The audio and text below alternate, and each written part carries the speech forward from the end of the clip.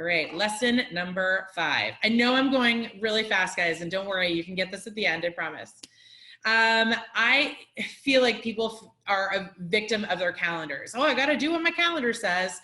Well, as it turns out, like you kind of set your calendar. So in theory, so yes, certainly you have to do what your calendar says, but like maybe it's also time to take a step back and look at it and be conscious around it. I think this is, just kind of a easy framework, and it's, the stop, start, continue, but stop before agreeing. We, in some way, a lot of us are people pleasers, and we'll be like, of course you can pick my brain, or of course I have an hour for coffee. Can it be a phone call? Can this be a shorter meeting? Can it be an email? I think at the end of the day, like just giving yourself the second to make the decision instead of automatically accepting the invite or automatically saying like, yes, this makes sense for both of us. Giving people the opportunity to not only have a little bit of their time back, but also like being really conscious of your time is critical. So I find that, people will say, hey, I would love to take you out for a coffee and pick your brain. And I'm like, I'm happy to give you the benefit of some advice for 10 minutes on a phone call. And they feel relieved that I'm not taking up 50 extra minutes of their time. And I'm certainly relieved that I'm not having to sit at a coffee that I don't need and essentially like dole out free advice for an hour. So just stop before agreeing, think through like, do I even want to take this meeting? If I do want to take this meeting, can I minimize it? Always be minimizing. If you are somebody that has a lot of recurring meetings, start canceling those. Can they be canceled or can they be shortened? Like maybe the meeting has to happen, but you realize that like sitting down for 45 minutes every week with your boss, like isn't that productive because like you end up talking about, random stuff. Like, can you make it shorter? Can you create the like kind of imperative to get right to the agenda by making it shorter? So taking a look at your calendar, is this recurring meeting benefiting me? Can it be shorter? Can it be more effective? At the end of the day, everybody wants their time back. And then something that's been really helpful for me in moving some of my goals forward is saving sacred time on my calendar. So on Thursday morning from 8 to noon, essentially, I don't take any meetings. And it's not a new concept, but really holding to it and making it a super diligent practice of not allowing people to have that time is another way of signaling to my brain that like, hey, you know what, I'm gonna think about this big project on Thursday. And so when we were talking about like your to-do list, and if you've got that third to-do list that's like innovations or big ideas or things that you wanna work on, like that's where that can live. Like I'm gonna get to this on Thursday morning when I'm saving sacred time. Or when you're looking at your most important task lists that are important but not urgent, that's also where that can live. So just creating distraction-free, meeting-free time can really help you move things forward in big and small ways. It's really where you create value. All right, your calendar strategy. Not everyone needs this. Some people are already instinctively doing this. But for me, I like to time block based on, and not in the like aggressive kind of like big time blocking way, because I just find that like my world is a little bit too scattered for that, but I time block based on activity. So I'll do like all my phone calls together if I can. I will time block based on location. If you're somebody that's like driving around a lot, doing like sales pitches or with different meetings. And I will time block based on project, because I feel like it helps me get like a better, like a more robust understanding of that project if I'm like in the headspace around that project. So, I will block all of my like North Austin meetings on Monday, all of my South Austin meetings on Tuesday, as much as I can. Like this isn't always, it isn't always a perfect strategy, but if I can do it, it helps me, and it also saves me a lot of time because Austin traffic is the worst. I think also there's a lot of talk about attention management right now, and you can deep dive into this subject if you want. But for me, the two critical questions are, number one, when are you smartest? So for me, I'm really smartest at 10 a.m. and I'm also smart again in the evenings, unfortunately, at like 10 p.m. And when do I need stimulation? So around 3 p.m., I'm like, oh, is it time for a nap yet? And because I work from home, that can be very tempting. So a lot of times I will schedule meetings when I need stimulation. As an extrovert, like being able to have a conversation with somebody will fire me up, instead of like, thinking, oh, hey, I'll probably just power through that nap time at 3 p.m. So understanding when you're smartest and when you need stimulation can also help you like be very strategic about your calendar. Here are a couple tools I like. I love assistant.to. It is I think it's specifically to Gmail. Sorry if anyone's using Outlook, I can find an option for you. But assistant.to pops up your calendar. It allows you to choose the slot. So it shows you like when you're busy, you choose a couple of different slots, and then it sends those slots to the other party. When the other party clicks on the slot that is useful for them, then it sends you both an invite, thus avoiding that like final step of having to be like, oh, yeah, right. Like now I have to send them an invite after they've chosen a time. The other thing that's really helpful about tools like assistant.to is that you're telling somebody when you're available. It eliminates 50%, if not more, of the back and forth of going like, oh, wait, when are you available? Okay, Monday. Well, what about like Tuesday at 3? Oh, Tuesday doesn't work. What about next Thursday? Oh my God. At that point, I am like, I don't even want to meet with you. Like, this is exhausting. So using a tool like assistant.to, or even if you don't feel comfortable installing tools, or if you can't for some reason, just telling people when you're available is a really critical step. The other one that I like is Meeting Bird. And now with the new Gmail doc, that should say doc, D-O-C-K. It's really helpful because it just lives on the right-hand side of your Gmail, and it can replace tools like Calendly, and it can also replace, like, if you've got that Gmail meeting plugin, it can be really great. Plus it syncs with multiple calendars, and it automatically does time zone for anyone that's got international colleagues.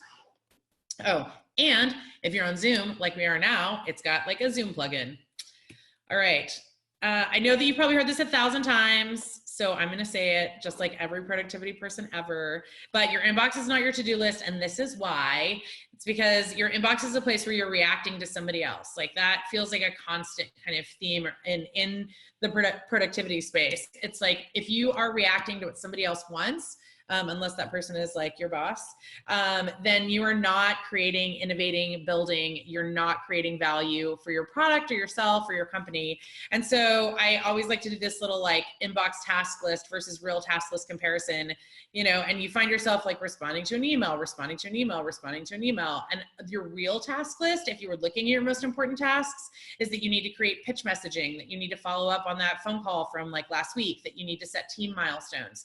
So the difference between is marked, and certainly like sometimes you have to work in email, but that doesn't mean that it is the place where your to-dos live. And when we hack your inbox a little bit later, that will be, we'll get out of that rut.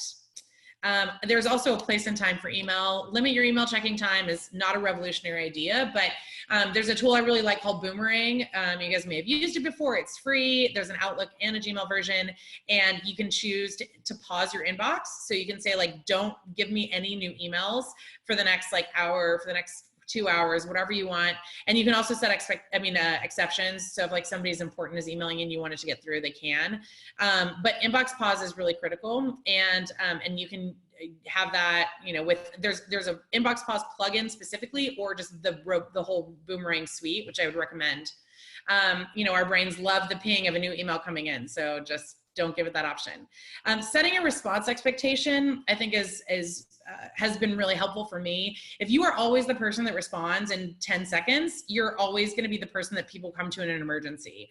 And while that may feel very gratifying from a social capital perspective, like it's not great in general. So if you decide like, I'm going to wait and not respond to emails for 24 hours, because like you have the luxury to do that, I'd highly encourage it. And it also sets like kind of behavioral expectations for colleagues and other people that need you. You could also try an out of office if you like, if you feel comfortable doing this. I've emailed vendors before, and they'll be like, hey, I just want to like set the expectation that, you know, this is a very busy email box, and like I may not get back to you for 48 hours. And I'm like, oh, perfect, thanks. Because then I'm not stewing and thinking like, is this person going to get back to me? Oh my gosh. And it also, again, like trains me not to be the person that's like, I'm going to email this inbox and assume that like I'm going to have a response right away. And then the other thing that I would recommend, if you don't do it already, is set up a text expander or canned responses. So within Outlook and Gmail, you have essentially like a canned response option. At Gmail, it's called something else. In Outlook, it's called something else, and I'll add that to the deck. But basically, you're just like setting up an email template. And so for somebody like me, I get a lot of like pitches for content or pitches for writing. And a lot of times I have to say like, I don't have an outlet for that, or I'm not interested in writing about this.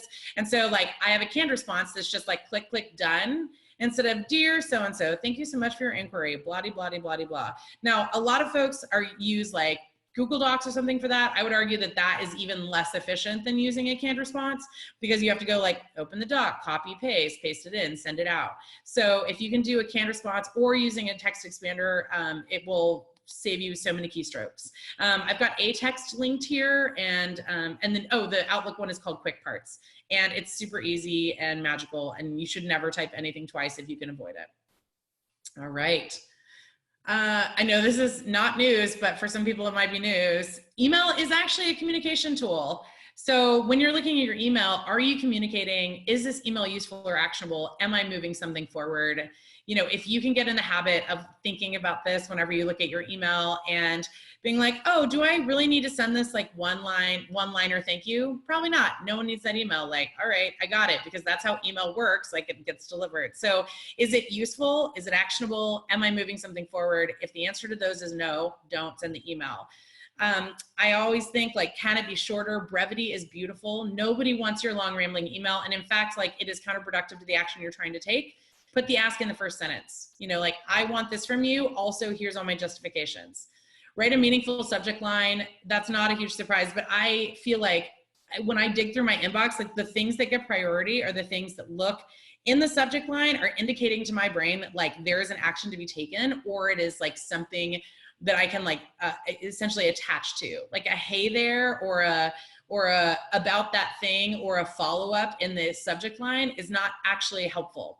And keeping the message focused is critical. You might find yourself like wanting to wander off and be like, oh, hey, you know, hope you had a lovely weekend, and like, you know, what about the weather out there? But really what people want to know is like what you want from them and how they can move forward, because everybody is drowning in email.